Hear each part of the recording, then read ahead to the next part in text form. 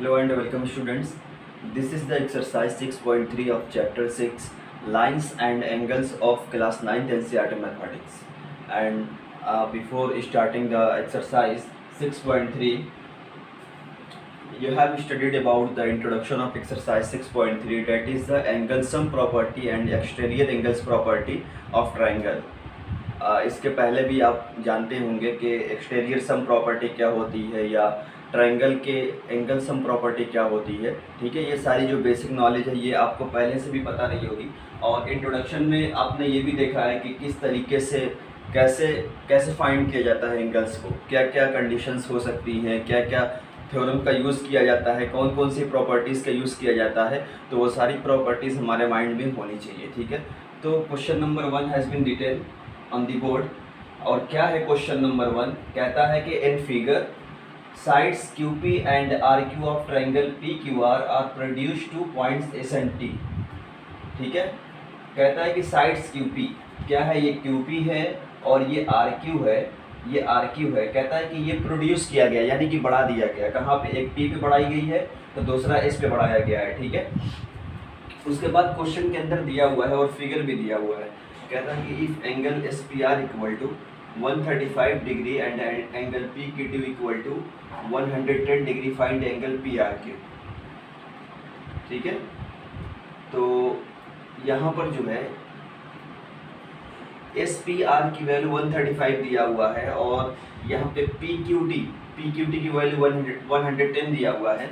ये पूछ रहा है तो बिल्कुल बेसिक सा है, बहुत आसान सा है। अगर आपको एक ट्रायंगल दिख रहा होगा, ट्रायंगल क्या है हमारा? ट्रायंगल यही है, ये P है, यहाँ पे Q है और यहाँ पर R है। ठीक है, ये हमारा ट्रायंगल है और इस ट्रायंगल में मुझे इस एंगल को फाइंड आउट करना है, इसी एंगल को फाइंड आउट करना है। ये एंगल तभी पॉसिबल है जब हमको ये दोनों एंगल पता हो। क्यों? कि जब ये दोनों पता होगा कि एंगल सम प्रॉपर्टी क्या कहती है कि ट्रायंगल के तीनों एंगल का सम कितना होना चाहिए? 180 डिग्री। तो तीनों एंगल का सम, मान लो कि angle 1 plus angle 2 plus angle 3 180 degree. तो ये मान लो कि एंगल 1 था, ये एंगल 2 था, ये हमारा एंगल 3 था जो कि नहीं पता था। लेकिन एंगल 3 के लिए मुझे पता होना चाहिए what is the value of angle 1 and what is the value of angle 2। तो ये दोनों जब उधर जाएगा तो नेगेटिव माइनस में हो जाएगा, तो एंगल 3 की वैल्यू पता चल जाएगी। तो मेरे कहने का मतलब ये है कि निकलेगा कैसे भाई, कैसे निकलेगा? ठीक है, यही मेरे कहने का मतलब है। तो देखो यहाँ पे बहुत ही आसान सा है। इसको मान लो, फिलहाल हम x मान लेते हैं। ठीक है, सॉल्यूशन में मैंने कहा, सॉल्यूशन में let angle PRQ equal to x। ये एंगल x हो गया। अब देखो तुम्हें क्या क्या दिख रहा है इसके अंदर, जो है हमको दिख रहा है कि SQ क्या है? एक स्ट्रेट लाइन है। SQ इज अ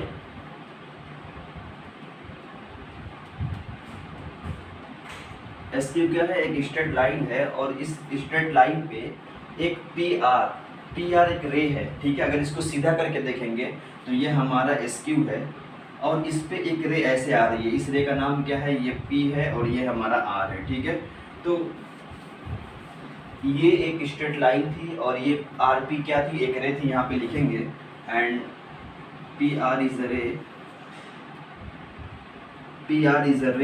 ठीक है, ये एक रे है। तो ये बताओ कि जब किसी स्ट्रेट लाइन पे कोई रे इंसिडेंट होती है तो थ्योरम हमारी ये कहती है कि जो एंगल पूरा होता है कितना होता है? 180 डिग्री होता है। वो लीनियर पेयर एंगल होता है। ठीक है, या स्ट्रेट लाइन एंगल बोलते हैं। तो सिंस देयरफॉर अब देखो ये जो एंगल हमारा बनेगा SPR ही ना, देयरफॉर एंगल SPR प्लस, और इस एंगल का नाम क्या होगा?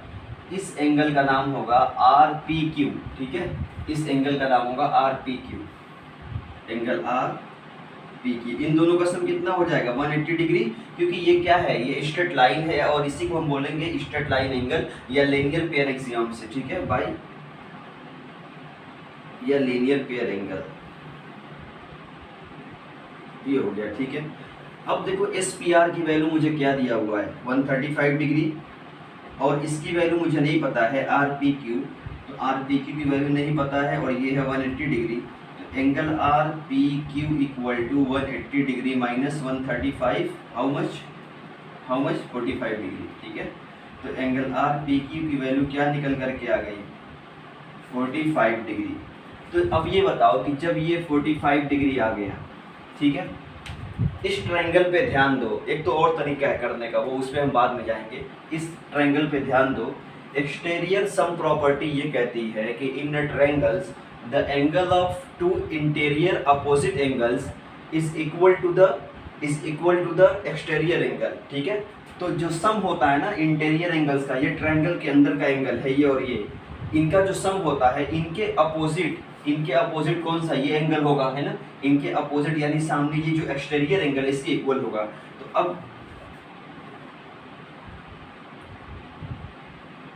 By exterior sum property of triangle क्या होना चाहिए, x plus 45 degree is equal to 110। यही तो एक्सटीरियर एंगल है, बाहर का एंगल। इसका और इसका सम क्या होगा, इनके अपोजिट जो एक्सटीरियर एंगल है उसके इक्वल हो जाएगा। तो x equal to 110 minus 45 degree, it means what, कितना हो जाएगा, 65 डिग्री। आ गया ना हमारा आंसर, ठीक है। यानी कि x की वैल्यू क्या आ गई, 65 डिग्री। देखो एक तो तरीका ये हो गया। दूसरा आप ये भी कर सकते थे, ये भी तो एक स्ट्रेट लाइन है ना। इस स्ट्रेट लाइन पे ये जो एंगल पूरा बनेगा 180 डिग्री बनना चाहिए। तो 180 डिग्री बनने के लिए 180 में से इसको माइनस करेंगे तो इसकी वैल्यू क्या आएगी, 70। ये पता है, ये पता है, ये नहीं पता है, तो तीनों को सम करके 180 में से माइनस कर दो, तब भी आ जाएगा। देखो x प्लस 45 प्लस 70 डिग्री, तीनों का सम कितना होगा, 180 degree. x equal to 180 degree minus 115, तब भी आ गया 65, ठीक है। तो या तो ये तरीका अपना लो या तो ये तरीका अपना लो, लेकिन ये ज़्यादा इजी था, शॉर्ट में हो गया। तो हमको अपने दिमाग में रखना है कि what is the property of triangles, ठीक है, इनकी प्रॉपर्टीज़ क्या है। क्वेश्चन नंबर 2 भी हम करेंगे इसी पे।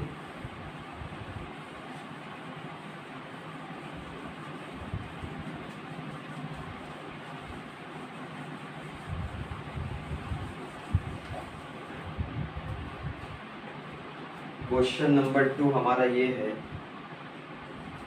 कहता है कि इन फिगर, सभी फिगर की बात हो रही है, इन फिगर दिया हुआ है figure, angle x equal to 62 degree, और कहता है कि angle XYZ equal to 54 degree. उसके बाद if YO and ZO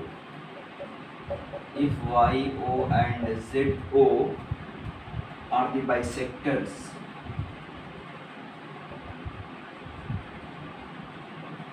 bisectors of angle XYZ,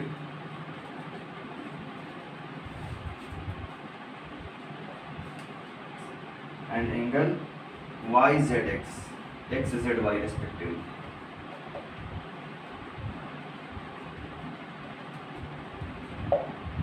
कहता है अब ट्रायंगल XYZ, कहता है कि find angle OZY and figure भाई बना लेते हैं। कैसा फिगर रहेगा इसका, यही ट्रायंगल है।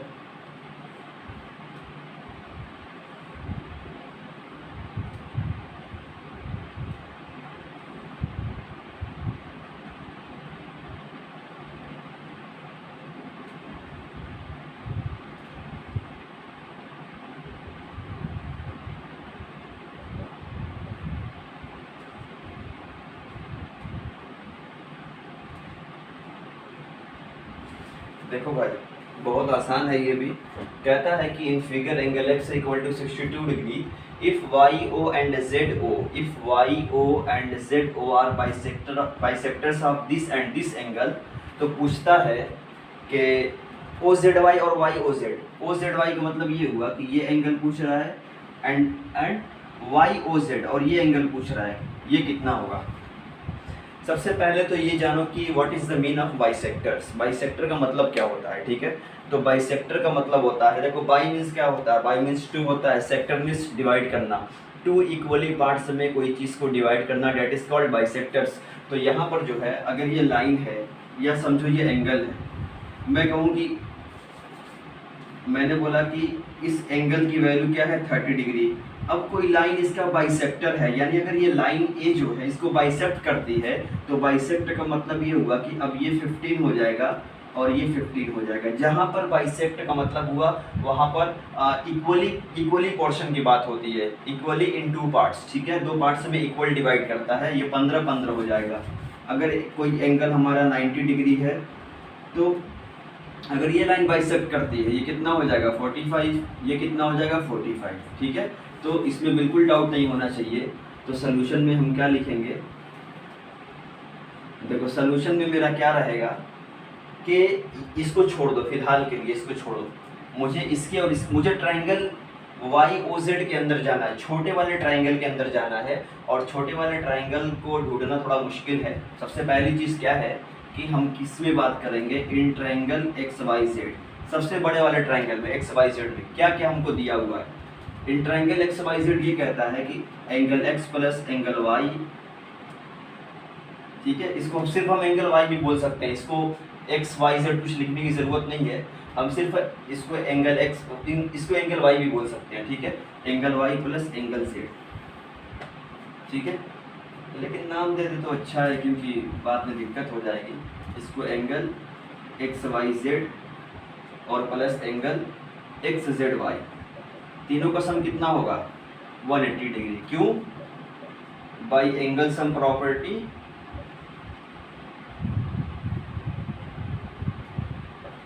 by angle sum property of triangle the sum of three angles will be 180 degree, ठीक है। अब इसकी वैल्यू क्या दिया हुआ है, इसकी वैल्यू 62 दिया हुआ है, इसकी भी वैल्यू XYZ की वैल्यू दिया हुआ है 54 डिग्री, और किसकी वैल्यू मिल गई XZY, तीनों का सम कितना है 180 डिग्री।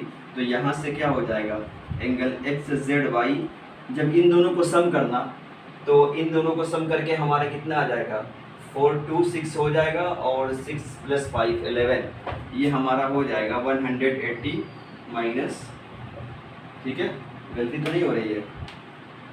अब जो है क्या करना है कि इसमें से माइनस कर देना है, माइनस करेंगे तो कितना हो जाएगा 64, ठीक है। किसकी वैल्यू आई है XZY की, यानी कि इसकी वैल्यू आई है कितनी, इसकी वैल्यू आई है 64। अब मेरे भाई थोड़ा सा मेरी बात को ध्यान से सुनना, थोड़ा सा क्या कहता है कि OY, सिर्फ अभी एक बात, OY, इसको OY is the bisector of what angle XYZ। XYZ ये पूरा एंगल, इसको बाइसेक्ट कौन कर रहा है OY बाइसेक्ट कर रहा है, तो ये पूरा 54 है। तो जब ये बाइसेक्ट करेगा तो ये कितना हो जाएगा, इसका हाफ 27 हो जाएगा ना, 27, क्योंकि ये बाइसेक्ट कर रहा है, पूरा एंगल कितना है 54, तो ये कितना हो जाएगा 27। हमको ऊपर से मतलब नहीं, हमको नीचे वाला ही यहाँ पे लेना है, ठीक है। इसी तरीके से OZ is the bisector of XZY, it is given that OZ is the bisector of angle XZY, therefore ये पूरा कितना है 64, अभी हमने निकाला, 64 का आधा कितना होगा 32, ठीक है, ये हो गया। ऑल्सो अब देखो यहाँ लिखेंगे since OY is the bisector of angle XYZ, ठीक है, तो therefore angle OYZ is equal to angle XYZ का हाफ हो जाएगा, ठीक है, 54/2 27 डिग्री। Also OZ is a bisector of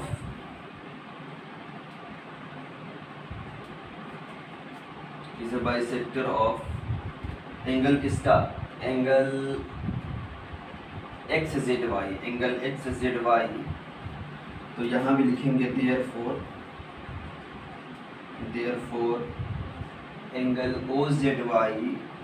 OZY is equal to angle XZY/2, और इसकी वैल्यू क्या थी 64 थी, डिवाइडेड बाई 2, दिस इज 32। अब मुझे ये पता चल गया तो ट्रायंगल के तीनों एंगल का सम 180 डिग्री होता है, तो ये भी पता चल जाएगा। अब यहाँ पे लगाएंगे कि इन ट्रायंगल OYZ, एंगल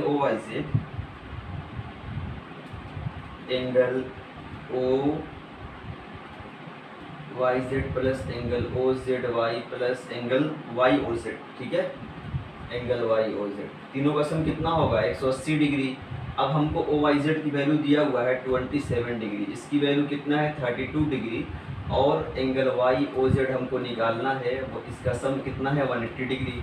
तो ये हमारा हो जाएगा angle YOZ which is equal to 180 degree minus 9 हो जाएगा, और ये 325, ठीक है।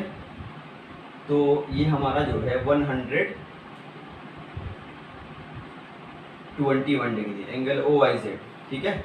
ये हमारा आ गया angle YOZ equal to 121 degree. तो ये तरीका था। सबसे पहले एक बार मैं और रिवाइज करवा ले रहा हूँ। सबसे पहले मुझे ज़रूरत थी इन दोनों की, ठीक है, छोटे छोटे ट्राइंगल की। अभी छोड़ो बात को, क्या करना था, ये पता था, ये पूरा एंगल पता था, तो सबसे बड़े वाले ट्राइंगल में इसको निकालने के लिए तीनों का सम करके 180 कर देंगे, फिर 180 में से ये उधर जाएगा माइनस हो जाएगा, ये उधर जाएगा माइनस हो गया, ठीक है। तो इसकी जो वैल्यू आई इस वाले एंगल की, ये आई 64। अब देखो ये बाइसेक्टर था इसका, ये बाइसेक्टर था इसका, ठीक है। तो इसको डिवाइड, इसको जब हाफ करेंगे 27 हो जाएगा, इसको हाफ करेंगे 32 हो गया, ठीक है। तो अब इस ट्रायंगल में बात करेंगे, छोटे वाले ट्रायंगल में ये दिया हुआ है, ये दिया है, तो तीनों को सम करके 180 में से माइनस कर देंगे इन दोनों को, इसकी वैल्यू निकल जाएगी। तो बस इसमें याद रखना कि दो ही प्रॉपर्टी हमारी यूज़ होने वाली है, एक है एक्सटेरियर सम प्रॉपर्टी और दूसरी है angle sum property of triangle, ठीक है। इसके अलावा एक स्ट्रेट लाइन वाली प्रॉपर्टी यूज़ हो सकती है। तो अगले लेक्चर में जो है अगले क्वेश्चन पर डिस्कशन करेंगे, और आपके होम असाइनमेंट भी रहेंगे क्वेश्चन नंबर 3 से। आप जितना उसमें कर सकते हो, बहुत ही आसान है, और आप हेल्प भी ले सकते हो एग्जांपल्स के, बहुत सारे एग्जांपल्स इसमें दिया हुआ है। साइड बुक में भी बहुत सारे क्वेश्चन है, उसकी भी आप हेल्प ले सकते हो।